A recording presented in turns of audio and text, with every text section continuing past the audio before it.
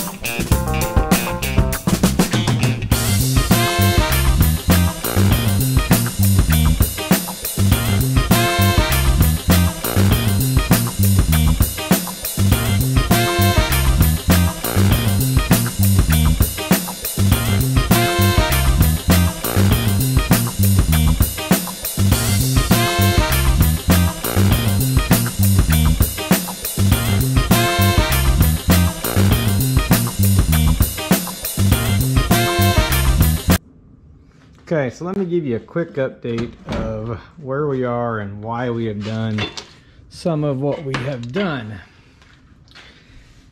So right here down the middle, we have a Z-channel structure front to back, and we have added in these flat pieces all the way around. So basically, on this portion of the flat piece will be the overhead console with our drops down for our toggle switches. I'll show you a picture of that in just a minute. And then jumping up an inch to here, this meets up with these pieces that we've added in all the way around here.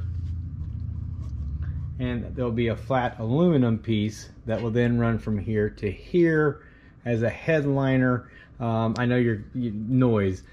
There will be some rubber between these metal pieces here, the aluminum in here, and then this aluminum panel that's above the passenger and the driver will be then wrapped in vinyl with Kilomat on the top for sound deadening. So no, it will not be reverberating the sound down as bad. So obviously this is upside down, but this is the piece that will be inverted down the middle for the banks of toggle switches to be in. So right now I'm going to go to cleaning some of the welds up and getting things all painted so we can start getting it assembled.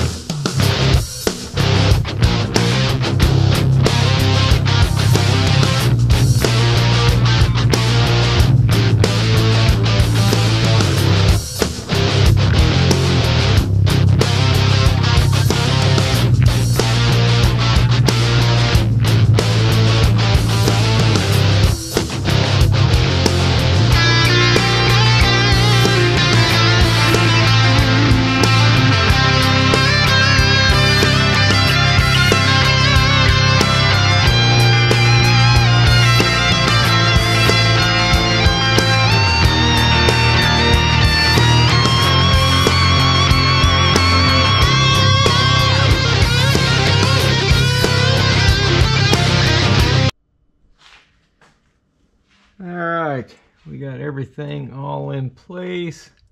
Stainless steel screws holding up the entire center console. We still have to have a way to get our wiring from up here into both of these for all of our toggle switches. So here is what we're going to do. Went to the good old hardware store, picked up just a few small 3/4 nylon sleeves. These will snap right in the hole. So I've already pilot drilled this hole. We're going to take our step bit,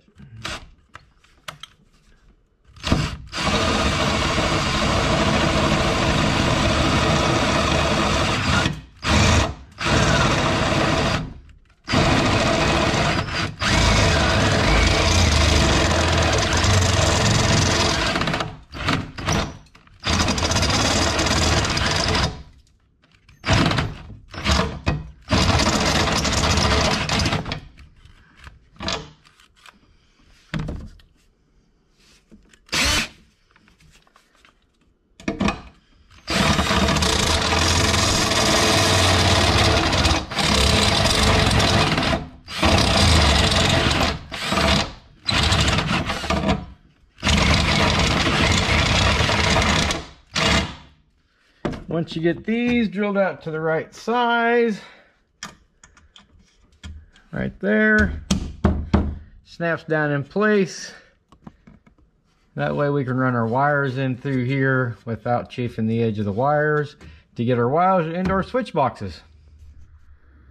So all of that gets us to this point.